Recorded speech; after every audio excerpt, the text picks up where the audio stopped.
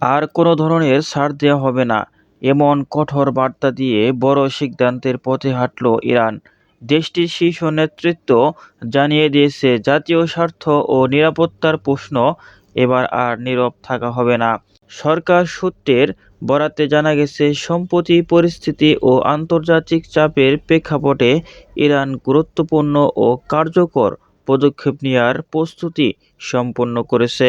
এই সিদ্ধান্ত বাস্তবায়িত হলে আঞ্চলিক ও আন্তর্জাতিক রাজনীতিতে উল্লেখযোগ্য প্রভাব পড়তে পারে বলে মনে করছেন বিশ্লেষকরা।